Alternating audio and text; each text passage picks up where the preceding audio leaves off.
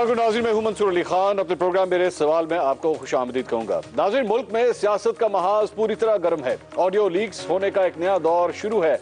मिफ्ता इस्माइल की छुट्टी हो चुकी है। इसहाक डार को वजीर खजाना बनाने का ऐलान हो चुका है। मेरे कप्तान जो लॉन्ग मार्च करने पर तुले हुए थे, अब अचानक से अच्छे बच्चों की तरह असेंबली में बैठने पर तैयार हो चुके हैं। ये सब वो डेवलपमेंट्स हैं जिनका अवाम से बराह रास्त कोई ताल्लुक नहीं। इनका ताल्लुक सिर्फ इक्तदार की सियासत से है। लेकिन आज का हमारा प्रोग्राम एक ऐसे मसले पर है जिससे लाखों अवाम बराह रास्त मुतासिर हो रहे हैं। यह है रावी अर्बन डेवलपमेंट अथॉरिटी के जेर इंतजाम गरीब काश्तकारों की जरखेज जमीनें मार्केट रेट से कहीं सस्ती खरीद कर एक ऐसा कारोबारी मंसूबा तैयार करना जिसका फायदा चंद अफराद के अलावा किसी को भी नहीं होगा। नाज़रीन, पाकिस्तान जैसे ज़रई मुल्क का जरखेज तरीन और सरसब्ज़ो शादाब रकबा जब हाउसिंग सोसाइटीज की भेंट चढ़ जाए तो ये किसी एक फर्द का नहीं, पूरी कौम का नुकसान होता है।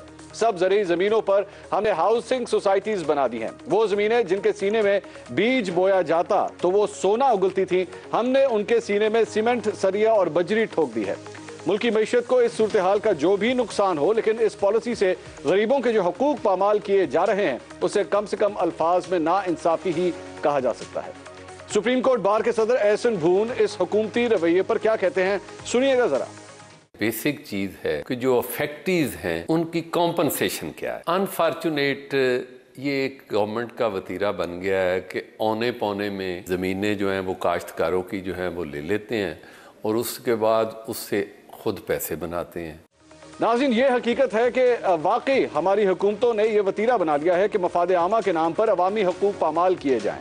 हुकूमत चाहती तो इन्हीं काश्तकारों को मार्केट रेट भी दे सकती थी, लेकिन फिर फायदा मंजूर नजर अफराद के बजाय अवाम का हो जाता। साबिक वजीर कानून खालिद रांझा इस मामले पे क्या कहते हैं, जरा सुनिएगा। मैं आपका बाजू मरोड़ूं और मुझे ये 10 रुपए में दे दो, ये मार्केट प्राइस तो नहीं है ना। ये बाजू मरोड़ के प्राइस फिक्स कर रहे हैं डीसी, हमने तो डीसी रेट लगा दिए। तो या तो उनको मार्केट प्राइस ऑफर करो। Market price also includes future price. नाज़रीन, खालिद रांझा साहब की बात आपने सुनी। इस वक्त हालात ये हैं कि रोडा के पास औने पौने दामों जमीन खरीदने के भी पैसे नहीं हैं और मुतासरीन हैं जो मार्केट रेट मांग रहे हैं। बेचारे छोटे जमींदार या काश्तकार अपनी जमीनों और घरों से महरूम होते हैं तो हो जाएं। मेरे कप्तान अपने मंजूर नजर खिलाड़ियों को हर हद तक जाकर नवाजने पर तुले हुए हैं। इन हालात में अवाम मेरे कप्तान की पंजाब हुकूमत से 5 सवाल पूछते हैं। सवाल नंबर 1, पंजाब हुकूमत रोडा मुतासरीन को उनकी जमीनों की कीमत मार्केट रेट के मुताबिक देने पर क्यों तैयार नहीं। सवाल नंबर 2, माहौलियात और टाउन प्लानिंग के माहिरीन इस मंसूबे को लाहौर के लिए इंतहाई खतरनाक करार दे चुके हैं। मेरे कप्तान उनकी बात सुनने को क्यों तैयार नहीं। सवाल नंबर 3, 2.25 करोड़ आबादी के शहर में मजीद कई मिलियन लोग आबाद करने के बजाय किसी खुली जगह पर नया शहर बसाने की मनसूबाबंदी क्यों नहीं की जाती। सवाल नंबर 4, हर तबके की मुखालिफत के बावजूद मेरे कप्तान इस मंसूबे को हर हाल में मुकम्मल करने पर तुले हैं। इस जिद में क्या राज छुपा है।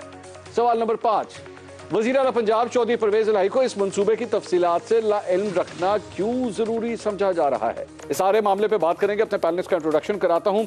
तमाम ये जो मुतासिन हैं, जो किसान हैं, उनकी जानिब से इस वक्त जो केस लड़ रहे हैं, उनके वकील वकार शेख साहब आज मेरे साथ स्टूडियो में मौजूद हैं। शेख साहब, बहुत शुक्रिया आप तशरीफ लेकर आए। इन तमाम किसानों को जो रिप्रेजेंट कर रहे हैं, सिविल राइट्स एक्टिविस्ट भी हैं, मुस्तफा रशीद साहब हमारे साथ मौजूद हैं। बहुत शुक्रिया मुस्तफा साहब, आप तशरीफ लाए। और ब्यूरो चीफ समा लाहौर नईम हरीफ साहब भी हमें ज्वाइन करें। नईम साहब, थैंक यू वेरी मच, आपने हमें ज्वाइन किया। मैं सबसे पहले वकार साहब आपसे जानना चाहूँगा, सर मैं चाहूँगा ज़रा लोगों की आगाही के लिए ये मामला शुरू किस तरह होता है एक्चुअली, ये जिसे कहते हैं ना, मतलब जो पहले कदम उठाए जाते हैं इस मामले पे, ज़रा वहाँ से हमें बयान करना शुरू कीजिएगा प्लीज़।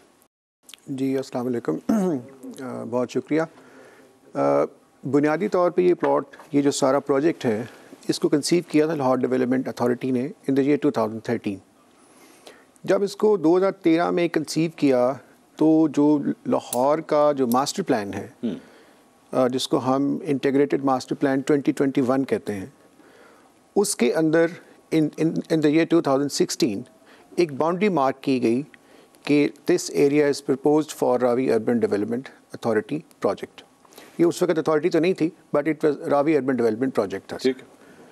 जब इस प्रोजेक्ट को फ्लोट किया गया और लाहौर डेवलपमेंट अथॉरिटी ने इन द ईयर 2013 सेक्शन 4 किया, इसको इसके कंसल्टेंट्स के लिए ऐड दिया। सेक्शन 4 जरा एक्सप्लेन कर दीजिए। Section 4 of the land acquisition act 1894। अच्छा, ये सेक्शन 4 चूँकि ले मैन को नहीं पता कि सेक्शन 4 क्या होता है।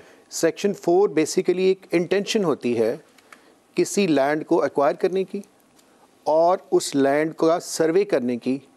इसका बस इतना मकसद होता है कि जब आप कोई अथॉरिटी एक बाउंड्री मार्क करती है और वो कहती है कि हमें इस बाउंड्री के अंदर अंदर लैंड चाहिए, ठीक, तो डिस्ट्रिक्ट कलेक्टर जो है वो सेक्शन 4 करता है। अच्छा, अब क्वेश्चन जो है वो सेक्शन 4 हो सकता है कि नहीं हो सकता, वो मैं आपको बाद में सबमिट करता हूँ। ठीक, अब अभी जो हम प्रोजेक्ट का जो ओवरव्यू है वो देखते हैं।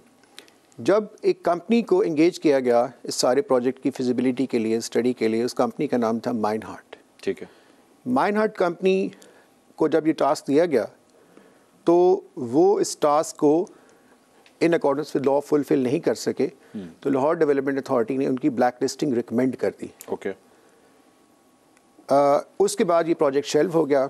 ये फेडरल गवर्नमेंट के लेवल पे भी एज पर माई नॉलेज इसको CCI में भी देखा गया और उन्होंने कहा कि नहीं, ये वाइबल नहीं है। ठीक, इससे फूड इनसिक्योरिटी कॉज होगी। लाहौर के जो सिटीजन्स हैं इनकी सारी वेजिटेबल, मिल्क, ये सारी चीज़ें, ज़रूरियात इसी बफर जोन, इसी इलाके से पूरी होती हैं। ठीक है। जब इसको शेल्व कर दिया गया तो ये मामला ख़त्म हो गया और जो फार्मर्स थे वो भी, उनको भी एक पीस ऑफ माइंड मिल गया और उस वक्त भी गवर्नमेंट ने उनकी बात सुनी, सारी चीज़ें समझी और ये समझा कि ये प्रोजेक्ट जो है ये वाइबल नहीं है। ठीक, इसके फार रीचिंग इफ़ेक्ट्स हैं, सोशियो इकोनॉमिक इफ़ेक्ट्स हैं, इन्वायरमेंटल इफ़ेक्ट्स हैं, फूड सिक्योरिटी है and so on so fourth. ठीक। ये फिर एक नया इरा आया जिसमें PTI ने, जब PTI की गवर्नमेंट आई पंजाब में, तो इन्होंने लाहौर डेवलपमेंट अथॉरिटी की जो बोर्ड बनाया, जिसको अथॉरिटी कहते हैं, उसमें फिर ऐसे लोग आ गए जिनका कॉन्फ्लिक्ट ऑफ इंटरेस्ट था। वो किस तरह? फॉर इंस्टेंस उसका वाइस चेयरमैन लगाया गया एक ऐसे शख्स को जो खुद हाउसिंग स्कीम्स बनाता था, खुद डेवलपर है। अच्छा। उस अथॉरिटी में जो मेंबर्स नॉमिनेट किए गए उसमें एक ऐसा मेंबर नॉमिनेट किया गया जो एक्स ब्यूरोक्रेट था और वो सर्व कर रहा था लेक सिटी के ऑनर के पास एज जनरल मैनेजर। अच्छा। उधर जनरल मैनेजर भी था और दूसरी तरफ जो रेगुलेटर है उसकी अथॉरिटी का मेंबर भी था। ठीक है। इन लोगों ने पहले LDA के बिल्डिंग रेगुलेशंस चेंज किए और उसमें कहा कि सिटी जो है उसमें वर्टिकल जो है कंस्ट्रक्शन होगी और हॉरिजेंटल नहीं होगी और ये प्रोजेक्ट जो है इसको चलाने की ज़रूरत नहीं है। अच्छा। जब वो सारी अमेंडमेंट्स कर ली तो फिर इन्होंने एक इनका क्लैन डेवलप हुआ और वही जो हैं डेवलपर्स, जो ओनर हैं लेक सिटी के और जो नोटेबल्स डेवलपर्स हैं, इन्होंने फिर दोबारा इमरान शेख जो वाइस चेयरमैन जिनको नॉमिनेट किया गया था, इनके ज़रिए इस प्रोजेक्ट को अलाइव किया और वो जो सेक्शन 2013 में हुआ था वो चूँकि प्रैक्टिकली एक्सपायर हो चुका हुआ था, तो उसको फिर नए सिरे से उसको नोटिफाई करवाया फ्रॉम द डिस्ट्रिक्ट कलेक्टर। ये 2 डिस्ट्रिक्ट कलेक्टर इसमें इन्वॉल्व हैं, डिस्ट्रिक्ट कलेक्टर लाहौर और डिस्ट्रिक्ट कलेक्टर शेखुपुरा। ठीक है। दोनों डिस्ट्रिक्ट कलेक्टर्स ने दोबारा नोटिफिकेशंस जारी कर दिए। कानूनी तौर पे वो ऐसा नहीं कर सकते थे क्योंकि जब एक प्रोजेक्ट पब्लिक पर्पस होता है और सेक्शन 4 का नोटिफिकेशन 2013 में हुआ तो उसी प्रोजेक्ट के लिए 2019 में दोबारा नोटिफिकेशन करना was ultra vires. So timeline के मुताबिक हम 2019 तक हम इस वक्त पहुंच चुके हैं। ठीक है। मूविंग अहेड 2019 के अंदर ही जब इनको ये लगा कि LDA इस प्रोजेक्ट को उस तरह से अंडरटेक नहीं कर पा रही जैसा कि जो उसके पीछे की प्लेयर्स हैं, जो उनकी विम्स एंड विशेस हैं, तो ओवरनाइट फिर एक लॉ इंट्रोड्यूस कर दिया गया, ये जो Ravi urban development authority act, ये फिर प्रोमलगेट कर दिया गया। ठीक है। और क्वाइट इंटरेस्टिंगली कि जिस दिन सेक्शन 4 डी नोटिफाई हुआ LDA का फॉर दिस लैंड, उसी दिन नया सेक्शन 4 रूडा के लिए जारी हो गया। अच्छा। Which was next to impossible. अभी तो रूडा बनी थी, उन्होंने रिक्विजिशन करनी थी, अपना मास्टर प्लान बनाना था और देखना था कि कौन सा एरिया एक्वायर करना है, नहीं करना। तो district collectors both acted as a slaves और फाइलों को पहिए लग गए। मैं ये कहूँगा कि ये पब्लिक सर्वेंट है ही नहीं।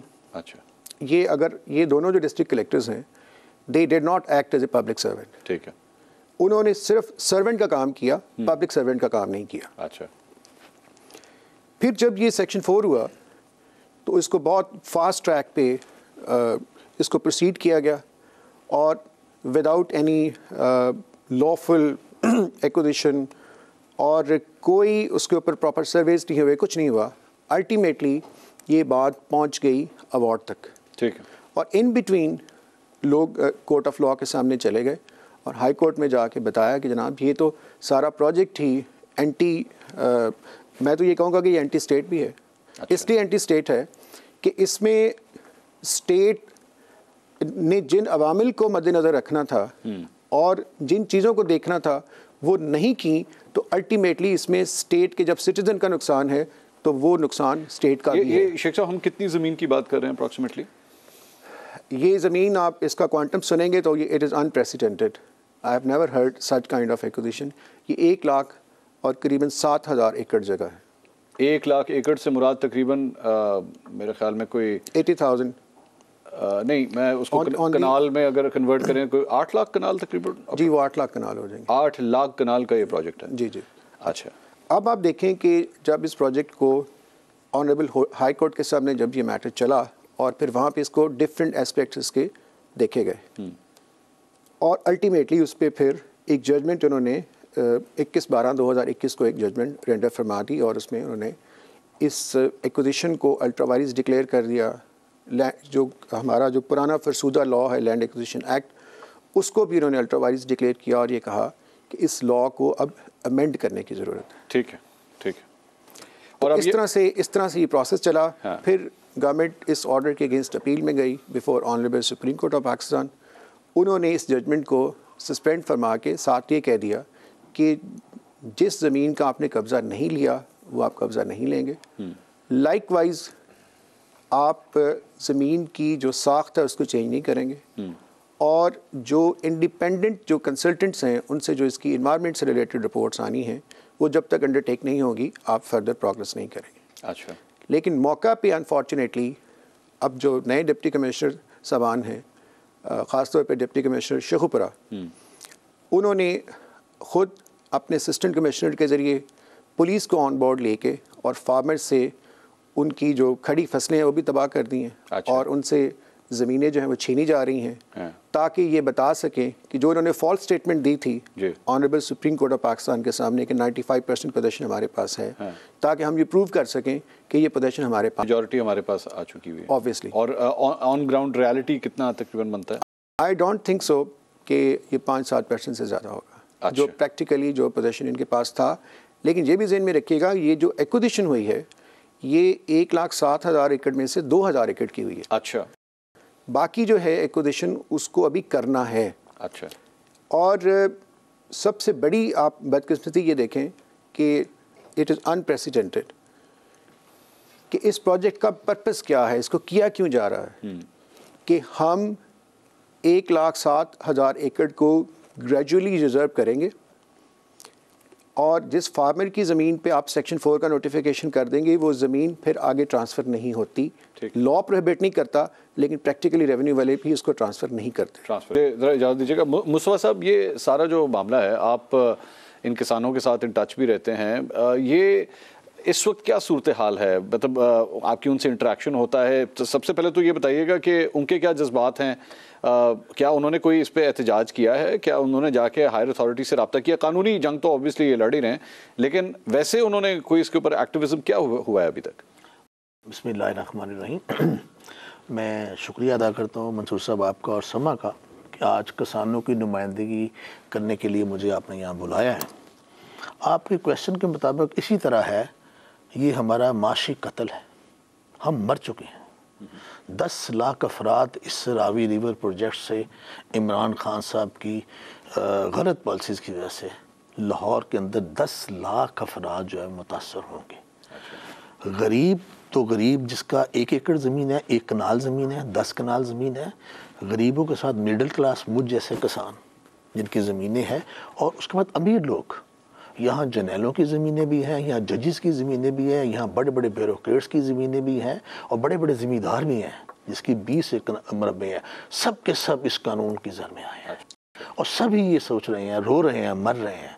हमारे बीवी, बच्चे, बहन, भाई सब कि ये कैसा काला कानून है कि जिस कानून के तहत सरेआम जो है ना वो हुक्मरानों ने डकैती डाली और हमारी कंपनसेशन सर कितनी मिलती है? सर कंपनसेशन की तो बात ही अजीबोगरीब है। अच्छा, आप जैसे अभी क्योंकि हमारे लॉयर भी हैं और बहुत अच्छा केस लड़ रहे हैं वकार शेख साहब, जिन्होंने हाई कोर्ट से केस जीता है, सुप्रीम कोर्ट की नुमाइंदगी कर रहे हैं, और उसके अंदर बिल्कुल क्लियर कट सा है कि इन्होंने 1,07,000 एकड़ ज़मीन में से अभी सिर्फ 2,000 एकड़ ज़मीन एक्वायर की है, और 2,000 एकड़ ज़मीन में से 5% ज़मीन जो है ना उन्होंने की है।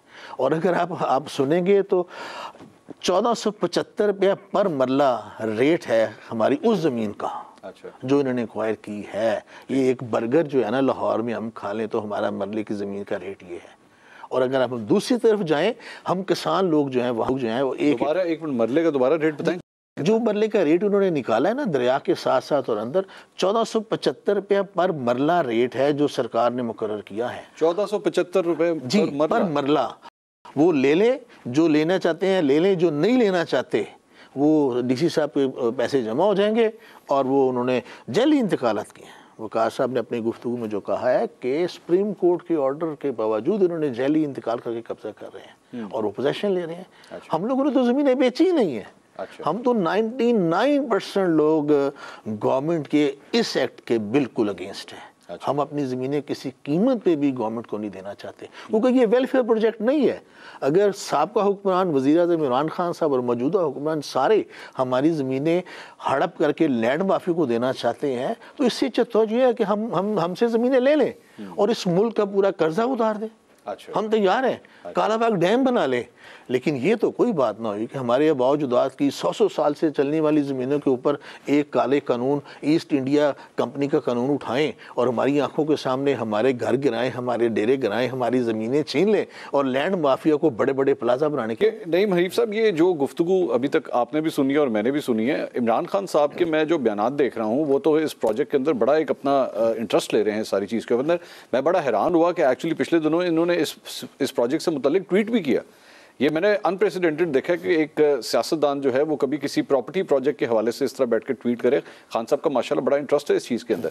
तो ये वो तो हमें इंप्रेशन दे रहे हैं कि जनाब एक नया लाहौर बनने लगा है और इससे बड़े लोगों की ज़िंदगियाँ चेंज हो जाएंगी और आपको एक मॉडर्न सिटी जो है वो मिलेगी। तो ऐसा नहीं हो रहा? बहुत शुक्रिया खान साहब। ये उसी तरह का नया लाहौर खान साहब बनाना चाह रहे हैं जिस तरह उन्होंने नया पाकिस्तान बनाया, और वो नया पाकिस्तान बनते हुए आपने भी देखा, पूरी कौम ने देखा। जो पौने 4 साल में इस मुल्क के साथ, इस कौम के साथ हुआ, वही रावी अर्बन डेवलपमेंट प्रोजेक्ट के मुतासरीन के साथ वो करने जा रहे हैं। और ये प्री प्लान मंसूबा है। मैं तो इसको कहूँगा रावी अर्बन प्रोजेक्ट उर्फ बनी गाला लूट मार प्रोजेक्ट है ये। और इसकी कड़ियाँ जहाँ जहाँ मिलती हैं और जो कंसोर्शियम है, जो डेवलपर उसमें शामिल हैं, जो बिजनेसमैन उसमें शामिल हैं, 1 करोड़ नौकरियाँ, 50 लाख घर देने थे खान साहब ने, और गरीब जो है ना गुर्बत ख़त्म करनी थी। और मुझे अब समझ आई है कि गुर्बत नहीं ख़त्म करनी थी, उन्होंने गरीब ख़त्म करना था इस मुल्क का। गरीब जो है ना उसको वो ख़त्म करने जा रहे हैं। लाहौर से उसका आगाज़ कर दिया है और 2-3 दिन से, और मैं तो तकरीबन 6-7 माह से इस प्रोजेक्ट पे काम करता रहा, और जायद गशकोरी इस्लामाबाद से अभी तकरीबन 3-4 दिन से खान साहब हमारी टीम्स जो हैं फील्ड में हैं, साइट पर गए हैं, फैमिलियों से मिले हैं, हमारी लेडी रिपोर्टर्स जाके उन ख़वातीन से मिले हैं, उन बच्चों से मिले हैं। वहाँ के जो हालात हैं, एक जुल्म और जबर का बाजार गर्म है वहाँ पे। और ये बिल्कुल उसी तरह से है खान साहब जिस तरह आपका रिंग रोड मंसूबा रावलपिंडी वाला, उसमें वो नाम अभी मैं लेना शुरू कर देता हूँ। वो कौन कौन लोग उसमें शामिल थे, किन किन लोगों को वहाँ पे नवाजा गया, और बराह रास्त खान साहब ने उसकी सुपरविजन की थी। उसके बाद वो जो 300 एकड़ ज़मीन थी जो नॉन कमर्शियल थी, और ख़ातून जो हैं फराह खान, उसको कब्ल वक्त बता दिया गया कि इतने अरसे में ये कमर्शियल हो जाएगी, तो औने पौने वो ज़मीन खरीद ली, और वो ठीक 6 माह के बाद जो है वो लाखों में खरीदी गई ज़मीन करोड़ों में चली गई। तो इस तरह अपने दोस्तों को बहुत खान साहब ने नवाजा माजी में भी, और अब भी चंद लोगों की खातिर, चंद दोस्तों की खातिर, और जाहिर है उसमें उनका शेयर है, उनका इंटरेस्ट है, और ये सब कुछ किया जा रहा है। और मियां असलम इकबाल को जो अभी सीनियर वजीर बनाया गया है, एक तरफ तो उन्हें अपोजिशन लीडर बनने की इजाज़त नहीं दी जा रही थी, हालात इस तरह के थे। जब ये टास्क उन्हें सौंपा गया और उन्हें इसके साथ ही साथ वाइस चेयरमैन LDA भी लगा दिया गया, इससे कबल ये काम SM इमरान करते रहे उनके लिए, और वही जो जिस सोसाइटी का भी लेक सिटी का जिक्र हो रहा था, गौहर एजाज साहब के बड़े करीबी अजीज़ हैं SM इमरान, और SM इमरान की सिफारिश जो है बनी गाला से की गई थी एक मोहतरमा की तरफ से, और उन्हें ये जिम्मेदारी सौंपी गई थी, और उस दौरान क्या कुछ हुआ यहाँ पे, और आज मियाँ असलम इकबाल ने वो ड्राइविंग सीट संभाली है, और ये सारा मनसूबा जो है पाया तकमील तक पहुँचाने में। और ये जिस डिप्टी कमिश्नर शेखुपुरा की बात हो रही है, राना शकील, और मेरे पास ये इतला है कि DPO शेखुपुरा लगाया गया फैसल मुख्तार को, और ये लोग वहाँ पे लोगों को ब्लैकमेल कर रहे हैं, प्रेशराइज कर रहे हैं, और वहाँ के गुंडा अनासर जो हैं उनके ज़रिए ज़मीनें हथियाई जा रही हैं औने पौने, और लोगों पे केसेस बनाए जा रहे हैं, लोगों के पुराने जो है लड़ाई झगड़े और 751 के पर्चे निकाल के और उनको थ्रेट किया जा रहा है, ब्लैकमेल किया जा रहा है। और बहुत सी ज़मीनें, ये वकार साहब और बता सकते हैं दोस्त के, बहुत सी ज़मीनें मेरे पास इतला है कि उन जो ज़मींदार हैं, वो जो लैंडलॉर्ड हैं, वो जो किसान हैं, उनकी मर्जी के बगैर जो है उनके इंतकाल जो है जाली तरीके से वो किए जा रहे हैं। मुझे नईम साहब एक ब्रेक लेनी है, डिस्कशन बड़ी इंपॉर्टेंट है, मैं इसको हल करना चाहता हूँ। नाज़रीन, नईम हरीफ साहब बड़ी इंटरेस्टिंग डिटेल्स शेयर करें कि किस किस्म का प्रेशर डेवलप किया जा रहा है लोगों से ये ज़मीन हथियाने के लिए, और एडमिनिस्ट्रेशन का इस्तेमाल, सबसे इंपॉर्टेंट बात ये कि एडमिनिस्ट्रेशन का इस्तेमाल जो है वो किस तरह किया जा रहा है, कानूनी तौर पर ये मामला आखिर किस तरह, इसकी रेमेडी किस तरह मिल सकती है, इस पर मजीद बात करते हैं ब्रेक के बाद। हमारे साथ रहिएगा।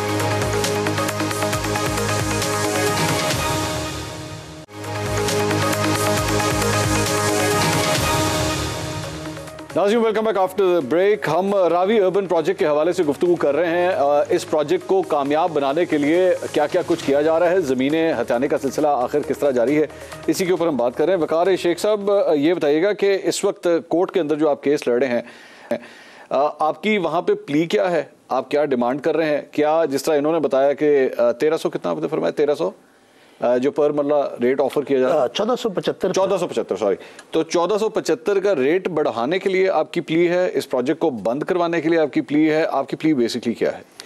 नहीं, हमारी प्ली ये है कि ऑलरेडी एक मास्टर प्लान LDA का मौजूद था, उसके अंदर इस एरिया की जो हाउसिंग की नीड है उसके लिए प्लानिंग मौजूद थी, और जो एरिया ग्रीन छोड़ा गया था बेसिकली वो मास्टर प्लान के स्टैंडर्ड्स के मुताबिक था। ठीक है। और हमारा उसमें ये कहना था कि ये जो एरिया ग्रीन छोड़ा गया है, अब ये लंग्स का काम कर रहा है, ये एक बफर जोन है बिटवीन लाहौर एंड फरोज़वाला। अच्छा। और ये सारी जो, अगर आप देखें इस एरिया की जो अगर आप लेंथ देखें तो ये BRB से लेके ऑलमोस्ट मांगा मंडी के थोड़ा सा पहले जाकर ये ख़त्म होता है, ये जो स्टेप है 1,07,000 एकड़ की। अच्छा।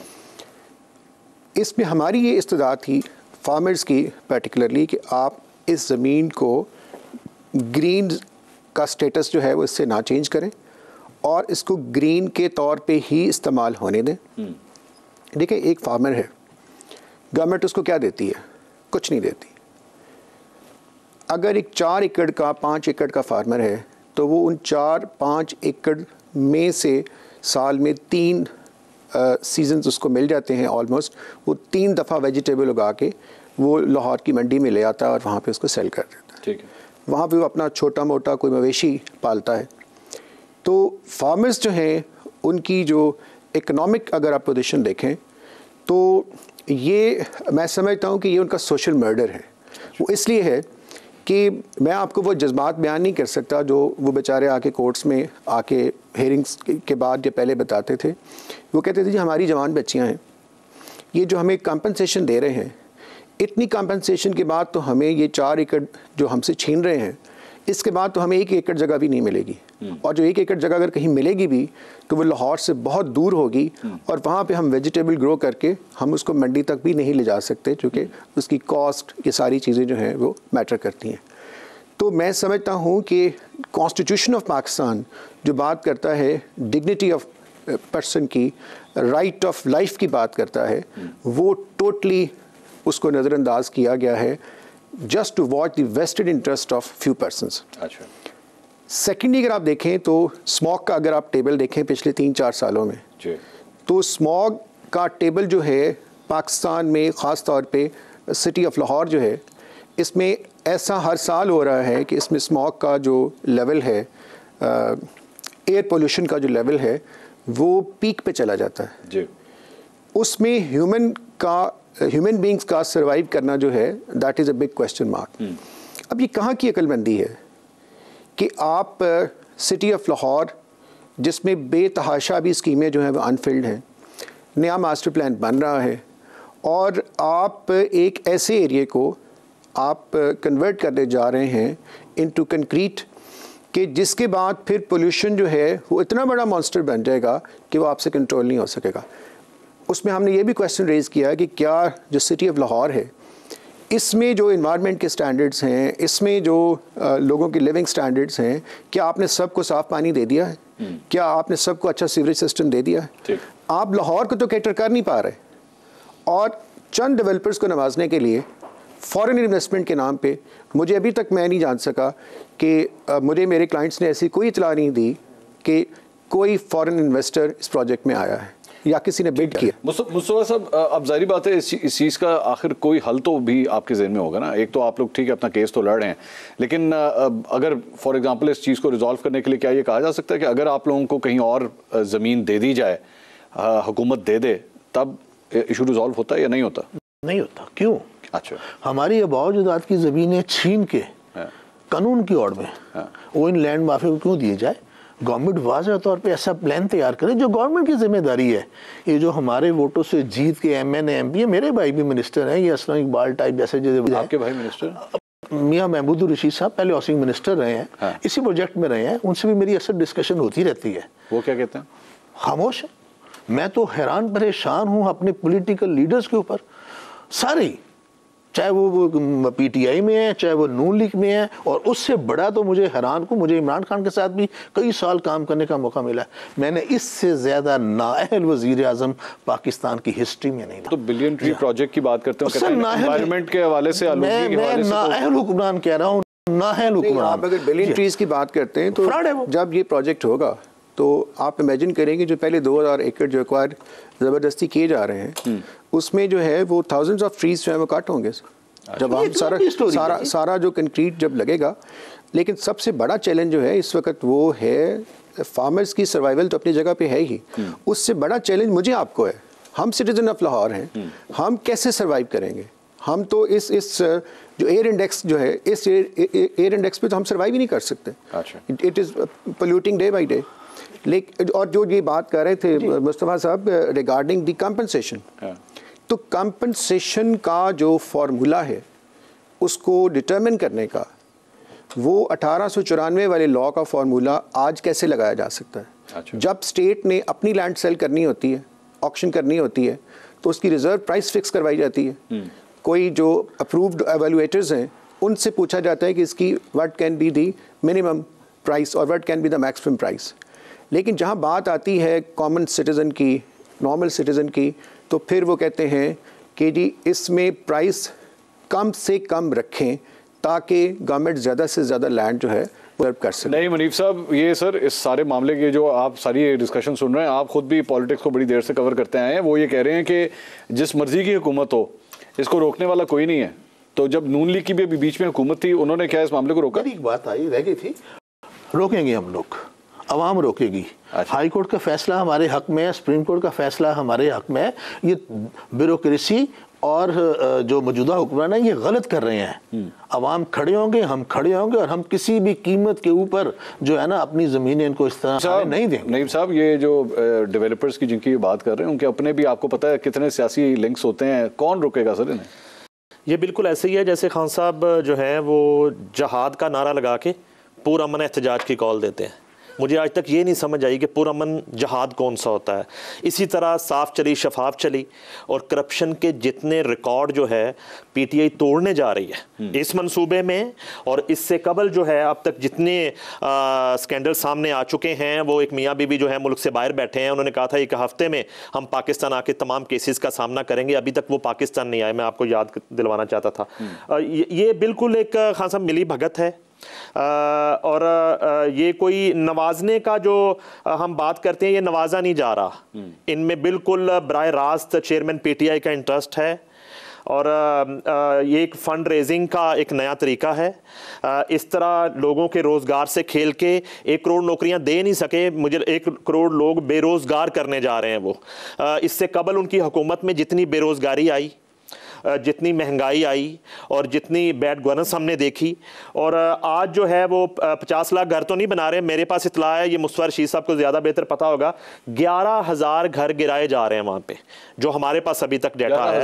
11,000 घर गिराए जा रहे हैं छोटे से फेस में, एक छोटे से एक छोटा सा फेस है। अब पता अच्छा, मैं जरा इस पे बात करना चाह रहा हूँ, मुझे ब्रेक का कहा जा रहा है, तो ये लोग भी जो है ना मेरे साथ रूडा का काम, मैं एक ब्रेक ले लूँ, ब्रेक के बाद इसको मैं जरा सुनना चाहूँगा। 11,000 घर, या एक जगह आप 50 लाख घरों की बात करते हैं, वहीं पे 11,000 किसानों के घर गिराए जा रहे हैं। मामला क्या है, मजीद बात करते हैं ब्रेक के बाद, हमारे साथ।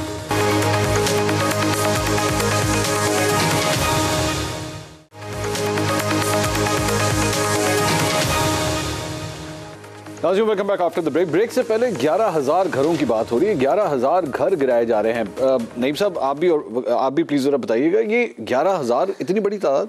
ये मुस्तफा रशीद साहब ज़्यादा इसको क्लैरिटी से ब्रीफ कर सकेंगे। ये एक फेज में 11,000 घर गिराए जा रहे हैं। खान साहब, कितने फेज बन रहे हैं अभी कोई पता नहीं जी। अच्छा। ये जो इसका जो हुजम है ना, 1,07,000 एकड़ जो मौजूदा लाहौर है, ये 1,10,000 एकड़ में मुश्तमिल है। ये तो पूरे लाहौर के बराबर, मैं तो इससे बड़ा। और ये मैं फिर बार बार कह रहा हूँ कि ये मुझे नहीं समझ आया, ये नाहल हुक्मरान जो है इन्होंने ये मंसूबे को कैसे बनाया। इसका ये मंसूबा सिर्फ और सिर्फ करप्शन की कहानी है। ये करप्शन की कहानी अपने लोगों को मोबिलाइज करेंगे, तो हम जैसे किसानों के ऊपर जुल्म करेंगे और अपनी तिजोरियाँ भरेंगे, और ये जाते घूमते घूमते ये बनी गला के अंदर चली जाएगी।